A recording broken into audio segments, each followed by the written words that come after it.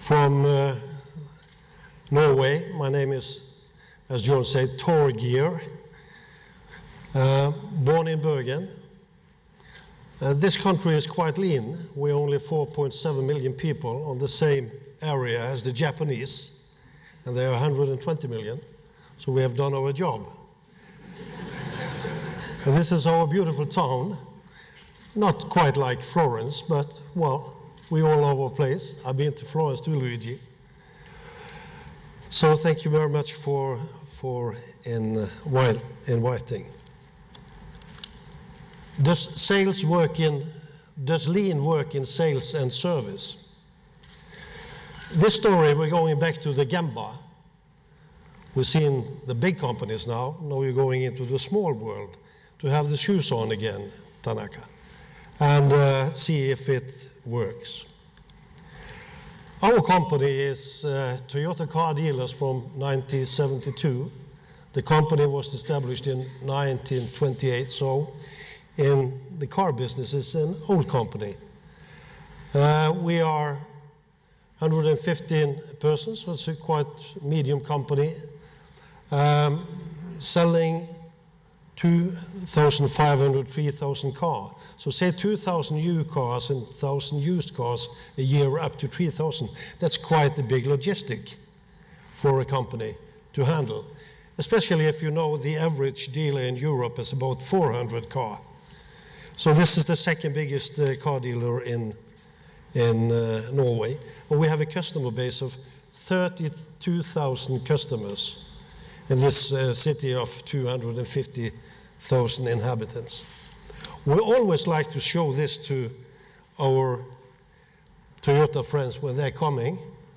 Market share 15%, preference nearly 20%. And we show that the meeting is always nice. Tanaka was asking that yesterday because that was the global goal for Toyota to reach 15%. And we've been there for quite a few years. So we have a position.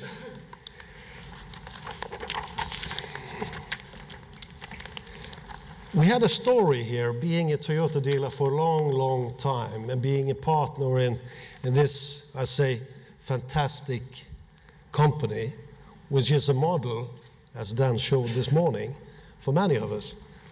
And we got the March order from President Chu in 2002. The Green Book was coming out of Toyota City. And nobody has ever written down the Toyota way, because that was known as tacit knowledge. You couldn't write this. So this was a big story of writing the Toyota history and then sending the story out to small places like Norway. And we got the Green Book. It told about continuous improvement, respect for people, Kaizen, Genshi Genbutsu, challenge, respect and teamwork. And this was in 2002. And we talked and showed and talked and showed. And all the employees in Toyota Norway, about 3,000, and all in our company was together from 2002 through this, time after time. And management, a lot of times, to try to understand. And many times in this process, my manager and people said, what does this really mean? This is kind of words in a paper. How do we transform this mindset in acting towards our customers? And how do we understand Genshi Genbutsu? What is Kaizen, continuous improvement? And respect, is that something nice, polite, and so on? So it was a big, big process to try to understand it. And the history is all new students at Toyota coming in from universities have the president's class from Watanabe and Chuo Okura is attending. And one of the stories is that the students being there for 14 days say to President Watanabe, well, after 14 days, I really, really understand the Toyota way now. And Mr. Watanabe looked at him and said, well, I've been here for 25 years, and I don't really understand nothing. So it's complicated. A new March order in 2007, this was the peak period for Toyota. This was the record year.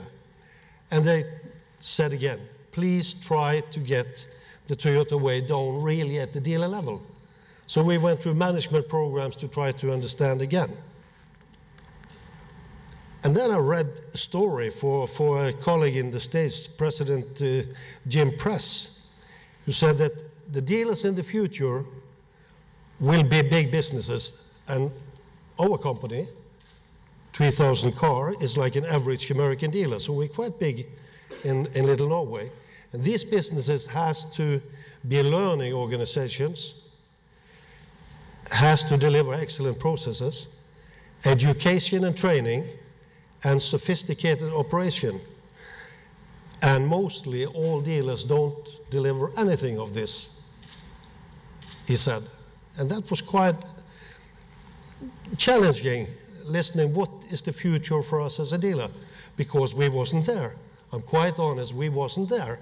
Even at this time, we was number one, satisfaction index on 92, good results, but if we see what he expected, we was not there.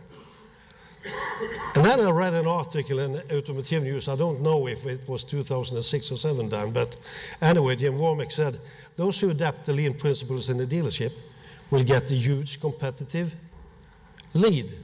And he was so, couldn't understand why the Toyota dealers all around the world didn't use their own medicine. And I thought, wow, we can't live with this. Because there was a Portuguese dealer doing this, and he's been to Lean Summit. And I said to myself, if a Portuguese dealer can outrange us as Toyota dealers, I have to do something. So I immediately called to the States and said, can somebody, first I called Toyota and said, we want to transform this into our shop. And they said, well, we have problem with capacity, even our own partner, Toyota. I shouldn't say that, Tanaka, so close your ears. Then we called Lean Institute, and they sent us back to, but before that, we had a period of studying all this, doing our homework. And you see here the whole Toyota history in Jeffrey Liker's book. You see the green book and the silver book from Toyota. You see the lean thinking and lean solutions, and all the books you could get to try. But when we had finished that, there was one sentence burning in my head, and that was on page 23. Don't check it, but I think it's page 23 of Jeffrey Liker. Please get yourself a Sansei, a person seasoned in the lean world and the Toyota world to try to help you. So that was the way. Get yourself a Sansei. That was a very, very important advice in our situation. And we requested Lean Institute, as I said. We then was invited to visit Simao in Portugal in 2007. Went back home to Bergen and did a quite long reflection on Sansei, as you use the word, and finally got yes from Lean Enterprise, Lean Institute. And that was quite demanding. Dave said to me, if you don't commit yourself to this, I won't have you as a customer. Well, well, that's kind of customer dealing. Should I say that to my customers? Afterwards, I understand why he said that. If you don't commit as managing director or CEO to this directly, we won't come. So I had to commit. But, well, it was voluntarily because I've read all the books. I was in the Toyota world. I had to do something with it, and we wanted. So we started in 2007, but then we had the cultural platform from 2002, the Toyota Way. And now I'm going to illustrate from the Gamba on a very simple way. This is not making an aeroplane or Leonardo da Vinci. The most we have contributed to the world is Mr. Solskjaer to Manchester United. But anyway, I think looking at the Gamba is interesting because a lot of the things is going on down at the Gamba. So I tried to see how we implement Toyota Way. First, as a start, what was the customer fulfillment before we started? And that's right first time on time. And Womack, your colleague, said if the airplane industry was doing so low in numbers like this, there would be 1 million suitcases every day away. So this is the car industry right first time in Europe. And I'm sorry, Luigi, the Italian is lying. It's not, or they are very good. So the average in Europe delivering 60 to 70% was the start, and we were there. You started this morning, Dan, by asking what's the demand? Where are we? Because a lot of dealers said, we can't do lean because every customer is different. Everything happening here at our business is different all day, so we can't plan. It's all different. We can't standardize, etc., etc. So we won't do this.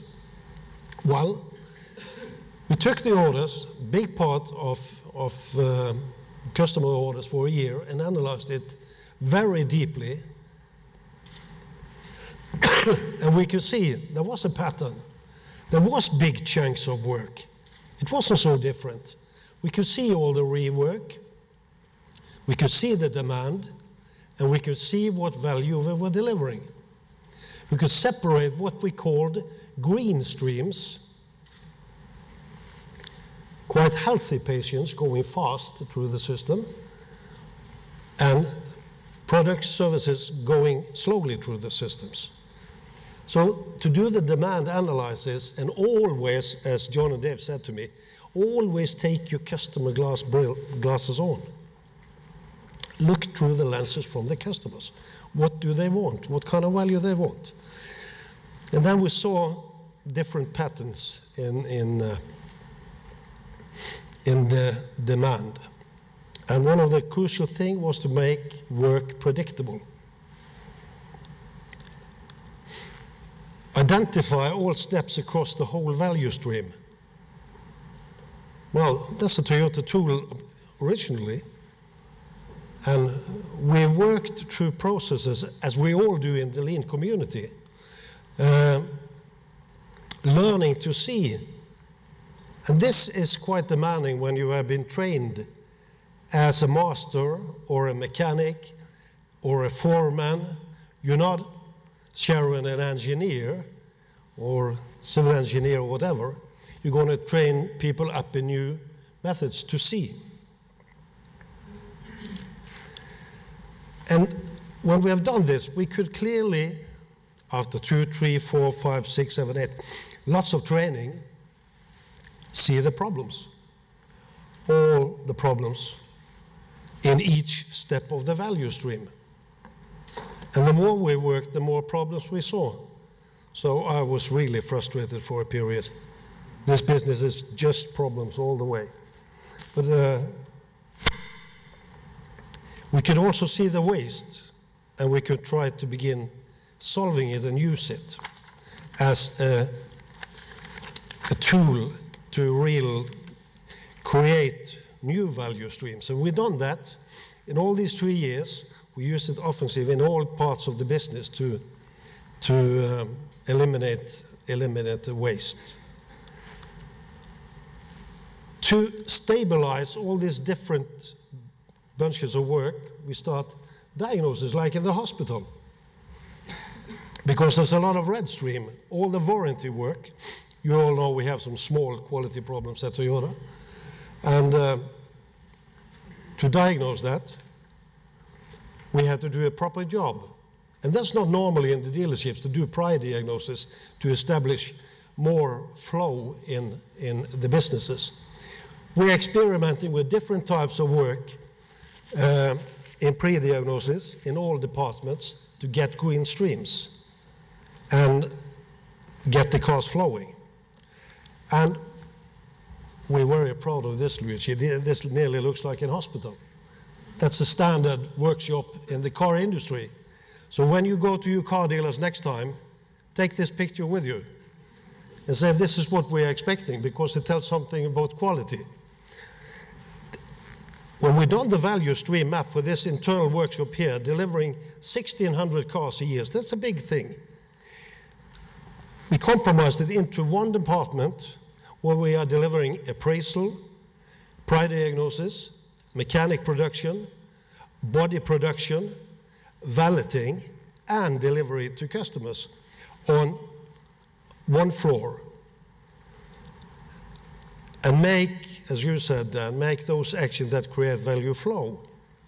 This was separate the island, and then you can see the problems all in each section. You can see the problem in appraisal, you can see the problem in mechanics, you can see it in delivery. When the car up there was 5, 6, 7 cars for delivery to customer, there should be 2 or maybe only 1, because you have 8 hours a day and you can measure the, you can establish the takt and flow all the way.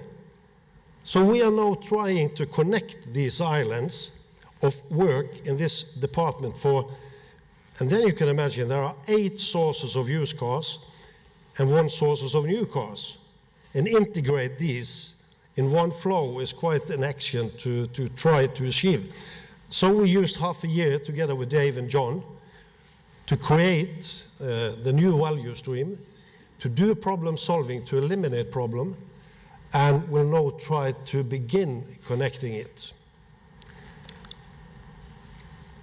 But what always comes back is the diagnosis and booking. If you don't do the booking in the car industry accurate and 100%, we can see in the lean solution book what's happened at the dealership if the order is not correct. The customer is coming in and out. That would be the same in an internal workshop as it would be for external customer. And with 25,000 visits every year, the booking has to be up to 100, or you create a lot of waste. You can't create rework, double work, etc., etc. So we have standardized the booking and train all the customers advisors to follow the standard. And standard work is crucial in Toyota world, absolutely crucial. And we heard earlier today, yes, we train on standard work, 1, 2, 3, and then it goes down again because people, I can that job. Don't tell me I can that job. But I've seen orders coming out from booking and customer advisor which is not complete. And I've seen what happened with customers when it's not complete. So please follow the standard. That's the benchmark. And if you can do the standard better, do it. But not change it before you have a better standard. It's different for people to accept that in a way. Foundation for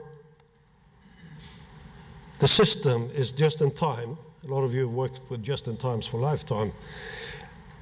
Only make what's pulled by the customer.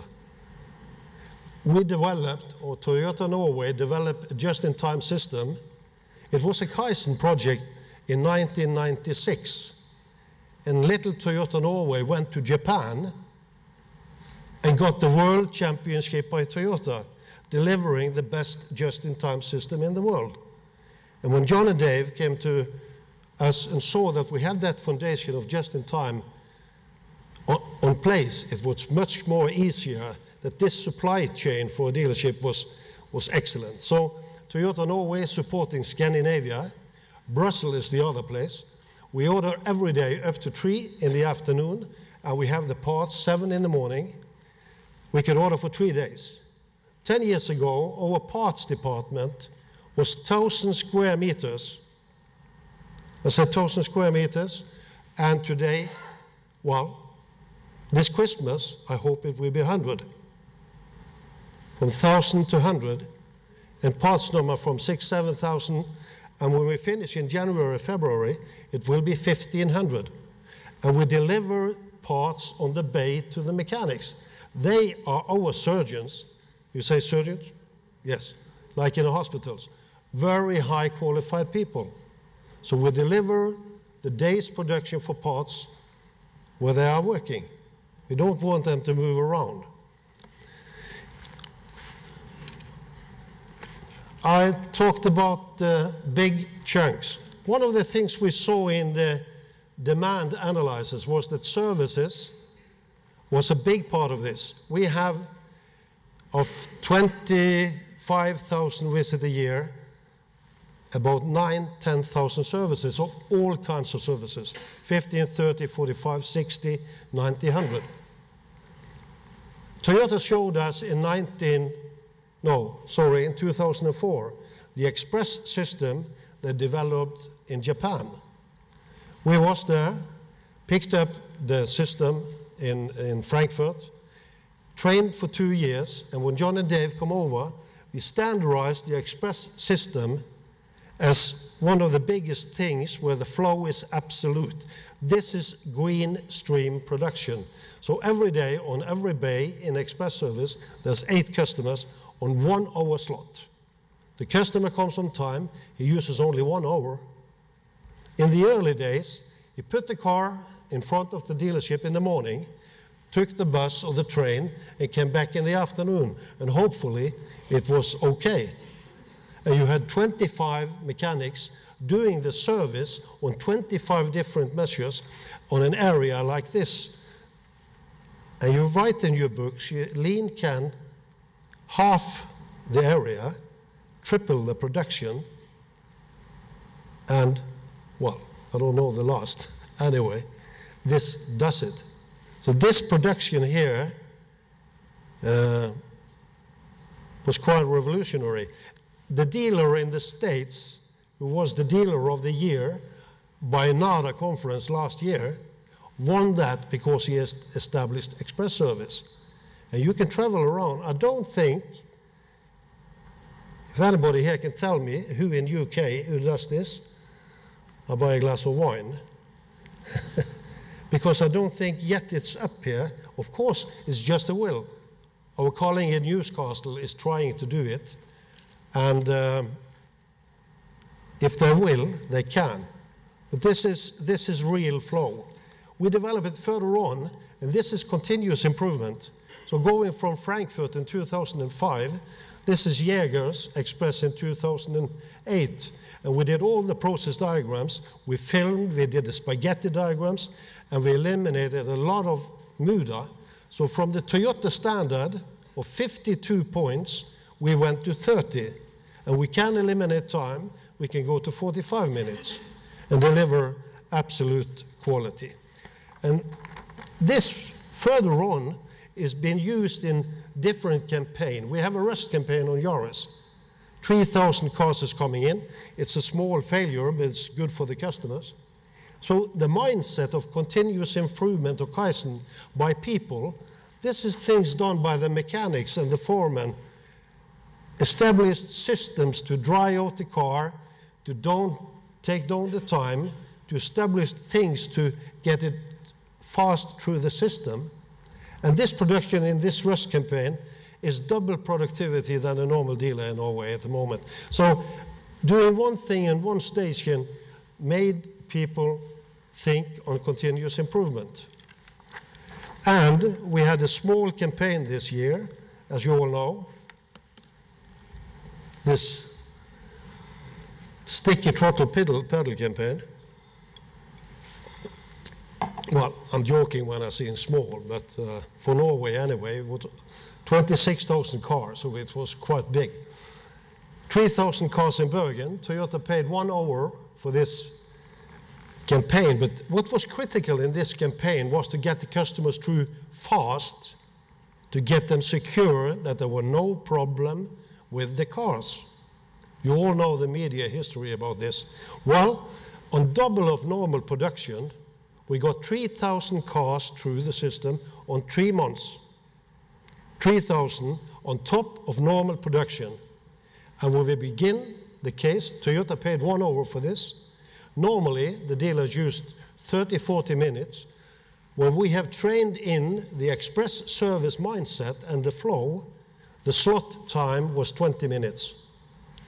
And we did the whole procedure for 3 months. What was quite remarkable here, when you read the papers about this, there was 0 failure for 26,000 cars. 0. But anyway, the customers was delighted. Standardizing is not a standalone tool, but every base all over the place is like this. It's only for getting a stabilized situation. And this is one of the most crucial things to sustain, because we don't like to standardize all around us. This is very Japanese, but this is only for getting flow, people not looking for parts and what they need to do the job. And this has been a big case to get all the mechanics to accept this. So there you are to involvement and engage people. So we try to sustain that standard all around and involve people in develop it further on. Oh, I like this one. Shine is kind of safety and morale, but we would like to take every customer into our workshop to see it's clean and safe and healthy. And to get highly trained mechanics to do washing after each job. Ask your car dealers next time you're there. And they say, no, the productivity is going down because this is waste. Yeah, of course it's waste in a way, but it gives you an area which is absolutely safe and clean, and you don't get the oil and all these things, and you can show it to the customers. The productivity went up. We heard earlier today about visual and the obeyer room and so on, and that was marvelous to look into. This is our visuals in all the workshops. This is like the Toyota Facility Management Developing System. But we are measuring every day safety, quality, delivery, attendance, morale, and productivity. Productivity last. Safety, quality, delivery first. And earlier, could I know what I deliver every day? We have another board telling, are we behind or ahead? That's more complicated. But can I tell if we have 120 customers, or could you tell every day what you deliver to them? To each customer. That's what we're trying here with the visual board. To see the quality, to see the delivery, and we have morning meetings where they check every order delivered, and notes all the problems. And this is quite interesting. I don't know who said it earlier today, but I've seen it in practice, because all the problems are here, and we can see the problem every day. That what you deliver is there, what's the problem here, what you do with the problem, and people can see it, and you can see attendance. But we trained and trained to see, and we experienced that the problem is in the processes. So we didn't pick the people down. And we changed the mindset that the problem is not full and foremost a people problem, it's a process problem. And then we had a process getting the problems up, like this. The biggest problem, don't hide it, get it up. Real big problem, car standing there for maybe 3-4 weeks with real heavy problems. And even Toyota can't help us. Get it up on the wall, don't put it away anywhere. And training people in problem solving all the way. Sessions with John and Dave. And this is marvelous.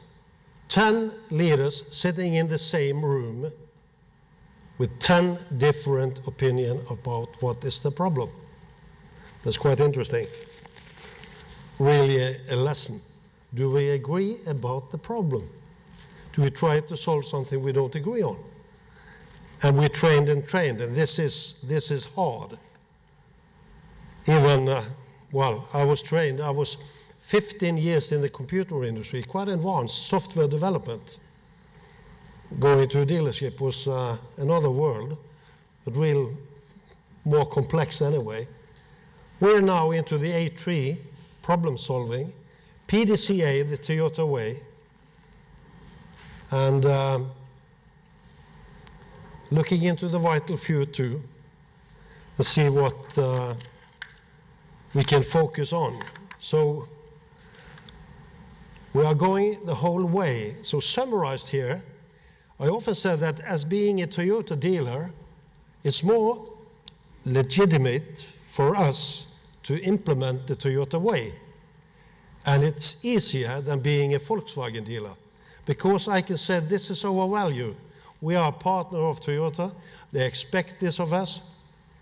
But what's happening in our lean journey was that nobody could really tell us what. Show us things. Show us on the Gamba, what does it mean? What does stabilizing means? Can you show something that is not stable? Can you show something that is stable? Can you show us production systems that flow? Can you show us pull system, just-in-time delivery system that works? Can you do leveling in Heijunka?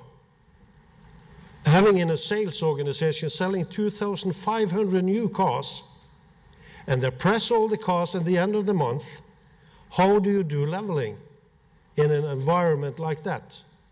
How do you do leveling with used cars in a big logistics? And all these things we are working in, standardizing and visualizing, measuring safety, quality, delivery, etc., and developing people, training people. Not so many as you, Luigi, but we're only 150 and 20. We have teams training all the way. And I think most of the company will have been through in a few years to the most advanced level here. So the more you see, even at the small dealerships, our people now can see the wastes. They can see when they do overproduction, producing too many new cars because there are too many placed, not picked up by the customers. They can see transportation and movement. They can see overprocessing, inventory, rework, and waiting time.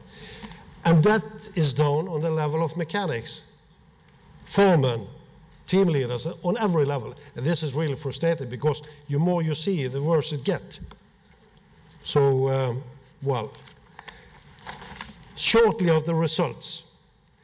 I said 64–65%. This now has stabilized, and now I say really stabilized on these two big departments we have in Bergen in 94–97. And then, as you said, Tanaka, then you have to have higher numbers to get that stability. And the productivity in Express is up, the morale is good, total productivity is good. So we experience the same as they experience in Florence. This is not a profitable industry, car industry. The producers is making 4–5%, Toyota at the best 10% in 2007. Dealers in Germany, 0.05. Dealers in UK at the moment 1–2% bottom line on revenue. At the moment, that was last year, 5.66 net profit. Country average is Norway is 2.9, and I said Europe is under 2. And our goal is passing 6 and maybe coming up to 7. It should be possible, but it's demanding. And there you see the individual numbers in productivity per, especially this one in the workshop, 1.1 million against this one. In parts department, I told you, 9.4 million against 5.5 country average. Total here. So we've seen gain in this. Half a year ago, we got the highest standard from Toyota Brussels. And that was TSM, which is the highest level of workshop in Europe. And this is gold standard. And when they deliver this, they said, you have gone past the standard with your work in lean.